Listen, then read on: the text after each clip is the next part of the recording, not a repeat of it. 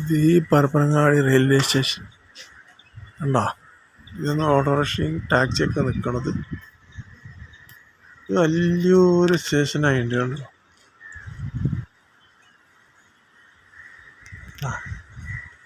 വളരെ നീളമുണ്ട്.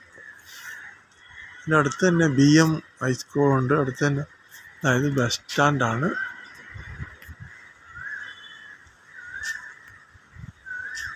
Bus stand കണ്ടോ.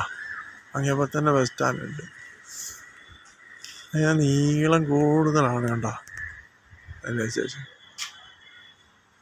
പണ്ട് ഞാൻ ഇവിടെ 68 ഇവിടെ ഒരു സ്കൂളിൽ പഠിച്ചിട്ടുണ്ട്, ചെറിയ സ്കൂൾ, BM LP സ്കൂൾ.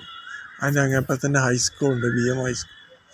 68 ഇവിടെ 1-ാം ക്ലാസ്സിൽ പഠിച്ചു. അന്നൊക്കെ ഇത് ചെറിയ സ്റ്റേഷനായിരുന്നു, ഒരൊറ്റ ട്രാക്ക് ഉണ്ടായിരുന്നു. ഇപ്പം 2 പ്ലാറ്റ്ഫോമുണ്ട്, 3 ട്രാക്കുണ്ട് ഉണ്ടോ.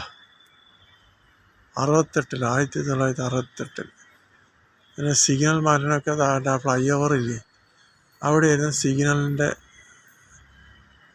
പോയിൻ്റ്, സിഗ്നൽ മാറ്റുന്ന സ്ഥലം. മനസ്സിലായ. ഇത് ഓട്ടോ സ്റ്റാൻഡ് ഇങ്ങനെ കിഴക്കേ ഭാഗം. പിന്നെ അങ്ങേപ്പുറം ഓട്ടോ സ്റ്റാൻഡുണ്ട് പടിഞ്ഞാറ് ഭാഗം. ഇതിപ്പോൾ വടക്ക് തെക്കായിട്ടാണ് ഈ സ്റ്റേഷൻ ഉണ്ടോ. അതുപോലെ ടാക്സി സ്റ്റാൻഡുണ്ട്, ഓട്ടോ സ്റ്റാൻഡുണ്ട്, ബൈക്കൊക്കെ വയ്ക്കുന്ന സ്ഥലമുണ്ട്.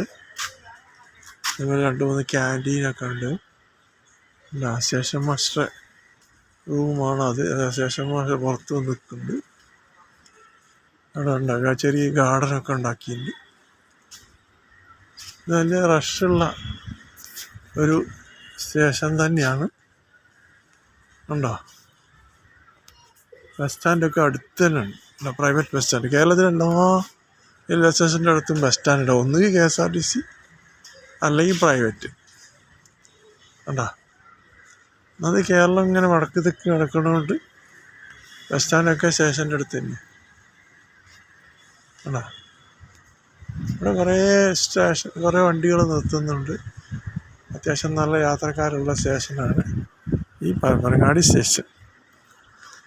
ഓക്കെ, നിങ്ങൾക്ക് ലൈക്ക് ചെയ്യുക, ഷെയർ ചെയ്യുക, സബ്സ്ക്രൈബ് ചെയ്യുക. Thank you.